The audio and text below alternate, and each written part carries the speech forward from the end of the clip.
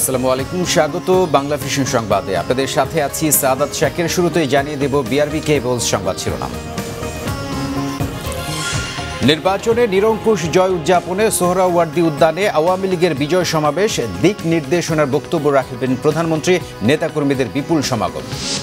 30 December গণতন্ত্রের পাশাপাশি পরাজয় হয়েছে আওয়ামী লীগের, অভিযোগ মির্জা ফখরুলের। পরাজয় ঢাকতেই উৎসব করছে মন্তব্য তার।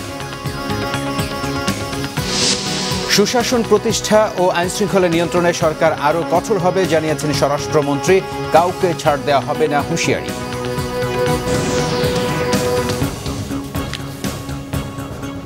দেখছিলেন বিআরবি কেবলস সংবাদ শিরোনাম, আর এবারে বিস্তারিত। একাদশ জাতীয় সংসদ নির্বাচনে নিরঙ্কুশ বিজয় উদযাপনে রাজধানী সোহরাওয়ার্দী উদ্যানে আওয়ামী লীগের বিজয় সমাবেশ শুরু হচ্ছে কিছুক্ষণের মধ্যেই।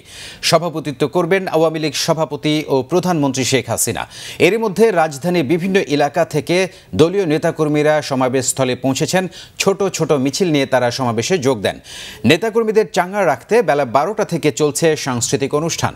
সমাবেশের নিরাপত্তা নিশ্চিত করতে নিয়োজিত রয়েছে আইনশৃঙ্খলা বাহিনীর 3000-এরও বেশি সদস্য।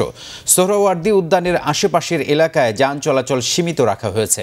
যারা সমাবেশে যোগ দিচ্ছেন তাদেরকেও নিরাপত্তা বেষ্টনী পার হতে হচ্ছে।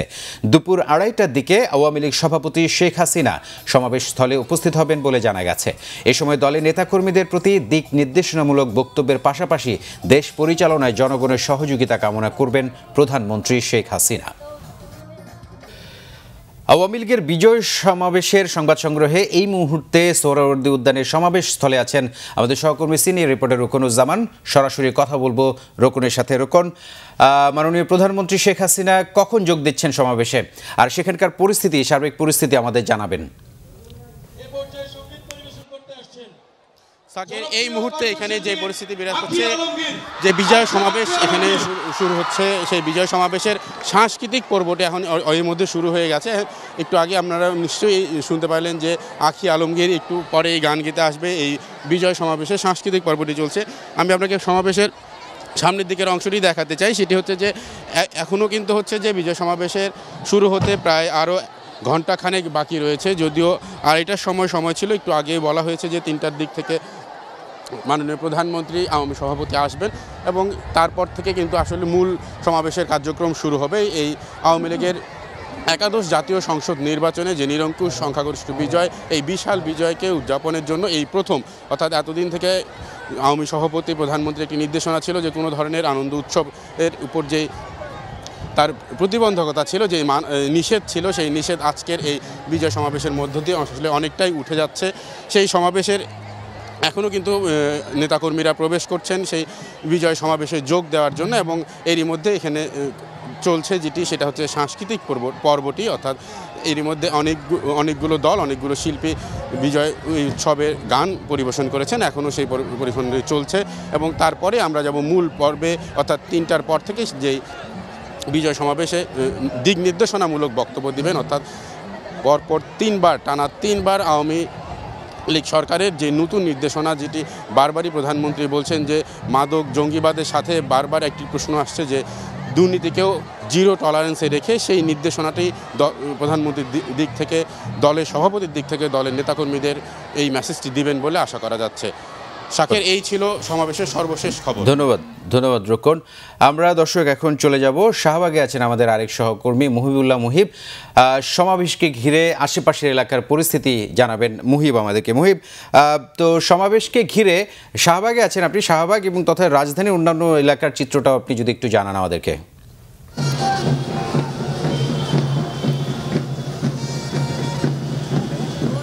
হ্যাঁ শাকের, আপনি যেমনটি বলছিলেন, আমি এই মুহূর্তে আছি শাহবাগে। আসলেই সকাল থেকে কিন্তু বেলা যতই বাড়ছে ততই কিন্তু নেতাকর্মীদের ঢল সোহরাওয়ার্দী উদ্যানমুখী সেই নেতাকর্মীদের মিছিল একের পর এক আসছে এবং এই মিছিলগুলো অংশ নিচ্ছে সোহরাওয়ার্দীর উদ্যানে। একাদশ জাতীয় সংসদ নির্বাচনে নিরঙ্কুশ সংখ্যাগরিষ্ঠতা অর্জনের পর প্রথম যে বিজয় মহাসমাবেশ করতে যাচ্ছে আওয়ামী লীগ, সেই মহাসমাবেশে এই জনস্রোত দিয়ে মিলিত হচ্ছে। আপনি দেখতেই পাচ্ছেন যে নেতাকর্মীরা নানান ধরনের বাদ্য বাজিয়ে নানান ধরনের ফেস্টুন এবং প্ল্যাকার্ড প্রদর্শন করার মধ্য দিয়ে তারা আসছেন এই সোহরাওয়ার্দী উদ্যানে। এবং আপনাকে আরেকটি জিনিস বলে রাখি যে এখানে আইন শৃঙ্খলা বাহিনীর কিন্তু ব্যাপক সদস্য মোতায়েন করা হয়েছে। তারা কিন্তু এখানে যাতে কোনো ধরনের অপ্রীতিকর ঘটনা না ঘটতে পারে সেজন্য কিন্তু তারা অনেকটা সজাগ দৃষ্টি রেখেছেন। আরেকটি বিষয় যেটি আমি জানাতে চাই যে শাহবাগ থেকে এখানে ব্যারিকেড তৈরি করা হয়েছে, কোনো যানবাহন কিন্তু শাহবাগ থেকে টিএসসির দিকে ঢুকতে দেওয়া হচ্ছে না, যার কারণে এখানে কিন্তু মানুষের অনেক ক্ষেত্রেই আমরা দেখতে পাচ্ছি যে এখানে অনেক মানুষের ভিড়, যেটি তাদের সোহরাওয়ার্দী উদ্যানে ঢুকতে গেলে তাদের অনেক প্রতিবন্ধকতার সৃষ্টি হচ্ছে। তবে সব মিলিয়ে আজকের সমাবেশ থেকে মানুষের উৎসাহ এবং উদ্দীপনার মধ্য দিয়ে তারা অপেক্ষা করছেন যে মাননীয় প্রধানমন্ত্রী কি ধরনের দিক নির্দেশনা তারা দেন এই আজকের সমাবেশ থেকে। এই ছিল শাকের আমার কাছে। এখানে অনেক মানুষের সমাগম থাকার কারণে আমরা একটু প্রচারেও বিঘ্ন ঘটেছে, তাই আমরা দুঃখিত। মুহিব, ধন্যবাদ আপনাকে। দর্শক, দেখছিলাম আমাদের সহকর্মীর মাধ্যমে শাহবাগের বিজয় সমাবেশের চিত্রটি। 30 ডিসেম্বর দেশের গণতন্ত্রের পাশাপাশি আওয়ামী লীগের পরাজয় হয়েছে অভিযোগ করেছেন বিএনপি মহাসচিব মির্জা ফখরুল ইসলাম আলমগীর। সেই পরাজয় ঢাকতেই তারা উৎসব করছে বলে মন্তব্য করেন তিনি। বিএনপি মহাসচিব বলেন, বিএনপি জোট এবং জাতীয় ঐক্যফ্রন্ট অটুট আছে, এখানে টানাপোড়েনের কোনো সুযোগ নেই। শহীদ রাষ্ট্রপতি জিয়াউর রহমানের 83তম জন্মবার্ষিকী উপলক্ষে তার মাজার জিয়ারতে যান বিএনপি মহাসচিব মির্জা ফখরুল ইসলাম আলমগীর। সাথে ছিলেন দলের স্থায়ী কমিটির সদস্যসহ বিভিন্ন স্তরের নেতাকর্মীরা। সে সময় বিএনপি মহাসচিব অভিযোগ করেন, আওয়ামী লীগ অতীতের মতো এখনও জনগণের ওপর নির্যাতন চালিয়ে ক্ষমতায় টিকে আছে। এই উৎসব তো হচ্ছে তাদের যে পরাজয়কে আপনার ঢেকে দেওয়ার জন্য, পরাজয়কে মানুষের কাছ থেকে তাদের দৃষ্টি রেখে অন্যদিকে সরানোর জন্য। 30 ডিসেম্বর তো গণতন্ত্রের পরাজয় হয়েছে, আর আওয়ামী লীগের সবচেয়ে বড় পরাজয় হয়েছে, কারণ আওয়ামী লীগ জনগণ থেকে সম্পূর্ণ বিচ্ছিন্ন হয়ে গেছে। বিভিন্ন গণমাধ্যমে প্রকাশিত জাতীয় ঐক্য ফ্রন্ট এবং 20 দলীয় জোটের ঐক্য নিয়ে সাংবাদিকদের প্রশ্নের জবাব দেন মির্জা ফখরুল ইসলাম আলমগীর। আমাদের মধ্যে কোনো টানাপোড়েন নেই, ঐক্য ফ্রন্ট আছে, 20 দলীয় জোট আছে, এবং সরকার যাকে আমরা স্বীকার করছি না সেই সরকারও এখানে অবশ্যই জনগণের কাছে পরাজিত হয় বলে আমরা বিশ্বাস করি। দেশনেত্রী বেগম খালেদা জিয়া, যিনি এখন কারারুদ্ধ হয়ে আছেন এই আওয়ামী লীগের বিভিন্ন চক্রান্তের কারণে, তাকে মুক্ত করে, গণতন্ত্রকে মুক্ত করে আমাদের নেতা ভারপ্রাপ্ত চেয়ারম্যান তারেক রহমান সাহেবকে দেশে ফিরিয়ে এনে আমরা গণতন্ত্রকে প্রতিষ্ঠা করব। গণতন্ত্রের স্বার্থে সরকারের বিরুদ্ধে সবাইকে ঐক্যবদ্ধ হবার কথাও বলেন বিএনপি মহাসচিব। শহীদ প্রেসিডেন্ট সিকান্দার রেমান, বাংলা ভিশন, ঢাকা। সুশাসন প্রতিষ্ঠায় আইনশৃঙ্খলা নিয়ন্ত্রণে সরকার আরও কঠোর হবে বলে জানিয়েছেন স্বরাষ্ট্রমন্ত্রী আসাদুজ্জামান খান। তিনি বলেন, অপরাধী যেই হোক কাউকে ছাড় দেওয়া হবে না। প্রধানমন্ত্রীর নির্দেশনায় মাদক নির্মূল সহ জঙ্গি ও সন্ত্রাস দমনে আরও কঠোর হওয়ার কথা জানান তিনি। শনিবার সকালে রাজধানী তেজগাঁও বয়েজ স্কুলে পুরস্কার বিতরণী অনুষ্ঠানে স্বরাষ্ট্রমন্ত্রী এসব কথা বলেন।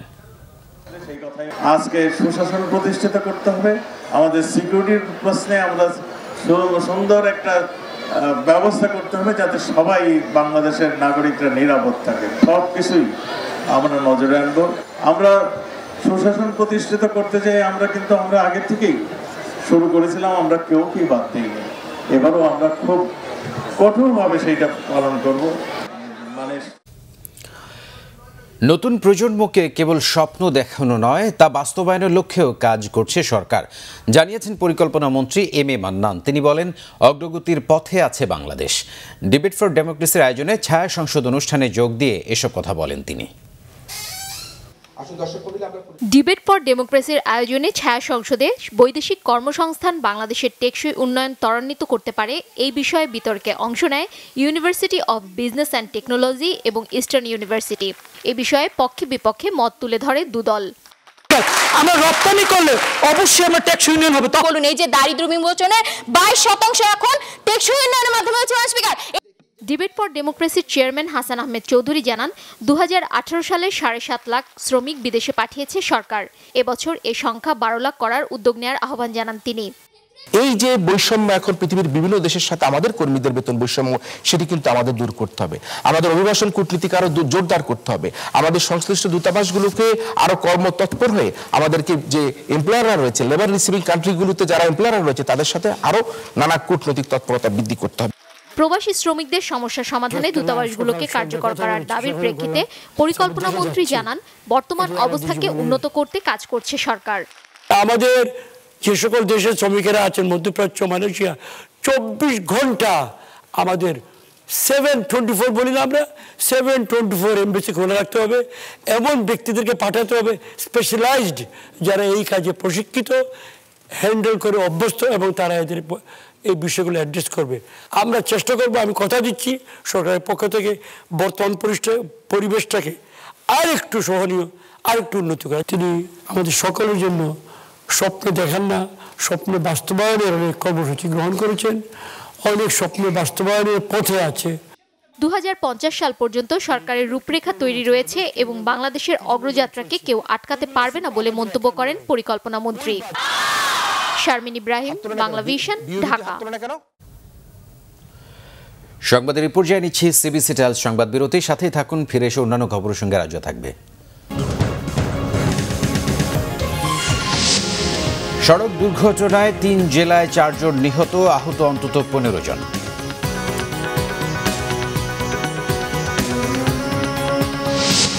বিপিএলে সিলেটের বিপক্ষে বদলা নেয়ার ম্যাচে টস জিতে ফিল্ডিংয়ে মাশরাফির রংপুর, খেলছেন বিলিয়ার্স।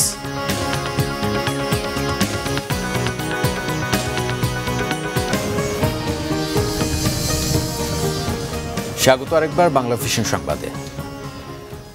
দেশের বিভিন্ন জায়গা থেকে ভিটামিন এ ক্যাপসুলের মান নিয়ে প্রশ্ন উঠায় সারা দেশের মতো চট্টগ্রামে স্থগিত করা হয়েছে ভিটামিন এ প্লাস ক্যাম্পেইন। এ বিষয়ে চট্টগ্রামের civil surgeon doctor Azizur Rahman সিদ্দিকীর সাথে যোগাযোগ করা হলে তিনি কথা বলতে রাজি হননি। ভিটামিন এ প্লাস ক্যাম্পেইনের বিষয়ে যে কোনো তথ্য জানতে ঢাকায় স্বাস্থ্য মন্ত্রণালয়ে যোগাযোগের পরামর্শ দেন তিনি। গতকাল জনস্বাস্থ্য পুষ্টি প্রতিষ্ঠান এক বিজ্ঞপ্তিতে অনিবার্য কারণে এই কর্মসূচি স্থগিত করে। আগের ঘোষণা অনুযায়ী আজ সারা দেশে জাতীয় ভিটামিন এ প্লাস ক্যাম্পেইনের দ্বিতীয় রাউন্ডে 6 মাস থেকে 59 মাস বয়সী 2 কোটিরও বেশি শিশুকে ভিটামিন এ ক্যাপসুল খাওয়ানোর কথা ছিল। সড়ক দুর্ঘটনায় ব্রাহ্মণবাড়িয়া, লক্ষ্মীপুর ও খুলনায় 4 জন নিহত হয়েছেন, আহত অন্তত 16 জন। ব্রাহ্মণবাড়িয়ার বিজয়নগরে পাথর বোঝাই ট্রাকের সাথে মুখোমুখি সংঘর্ষ হয় বিপরীতমুখী একটি ট্রাকের। এতে ঘটনাস্থলেই 2 জন নিহত হয়, আহত হয় অন্তত 15 জন। তাদের সদর হাসপাতালে চিকিৎসা দেওয়া হচ্ছে। এদিকে লক্ষ্মীপুরের লেগুনা ও পিকআপ ভ্যানের সংঘর্ষে নিহত হয়েছেন এক পথচারী। সকালে সদর উপজেলার লক্ষ্মীপুর রামগতি সড়কে নুরি গাছতলা এলাকায় এই দুর্ঘটনা হয়। এ ঘটনায় লেগুনার এক যাত্রী আহত হন, তাকে লক্ষ্মীপুর সদর হাসপাতালে চিকিৎসা দেওয়া হচ্ছে। অন্যদিকে খুলনার লবণচড়াই এলাকায় সড়ক দুর্ঘটনায় 1 জন নিহত হয়েছে। আমি জুয়েলার্স আন্তর্জাতিক সংবাদ। এবার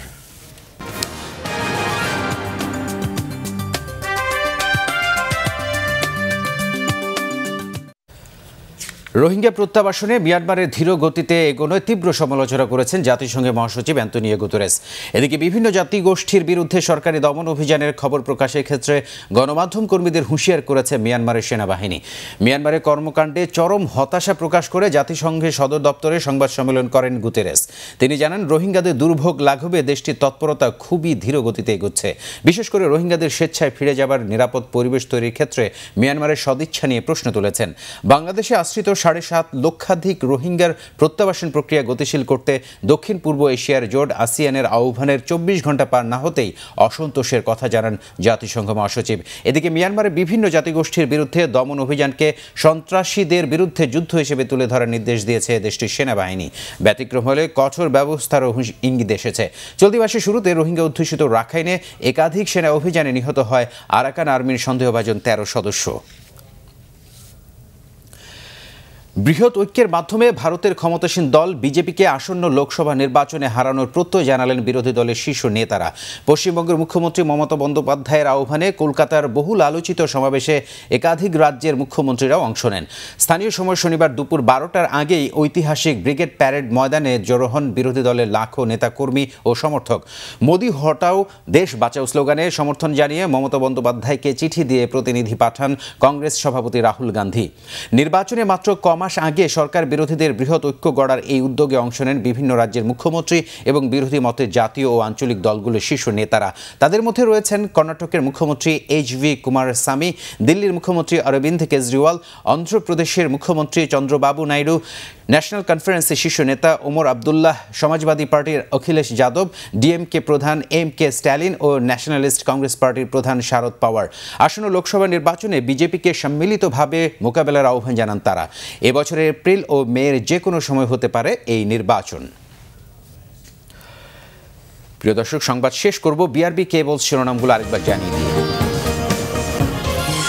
নির্বাচনে নিরঙ্কুশ জয় উদযাপনে সোহরাওয়ার্দী উদ্যানে আওয়ামী লীগের বিজয় সমাবেশ, দিক নির্দেশনা বক্তব্য রাখবেন প্রধানমন্ত্রী, নেতাকর্মীদের বিপুল সমাগম। 30 ডিসেম্বর গণতন্ত্রের পাশাপাশি পরাজয় হয়েছে আওয়ামী লীগের, অভিযোগ মির্জা ফখরুলের, পরাজয় ঢাকতেই উৎসব করছে মন্তব্য তার। সুশাসন প্রতিষ্ঠা ও আইনশৃঙ্খলা নিয়ন্ত্রণে সরকার আরও কঠোর হবে জানিয়েছেন স্বরাষ্ট্রমন্ত্রী, কাউকে ছাড় দেওয়া হবে না হুঁশিয়ারি।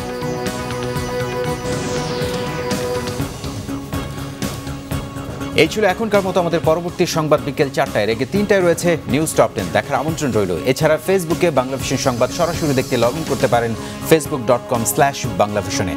ধন্যবাদ এতক্ষণ সাথে থাকার জন্য।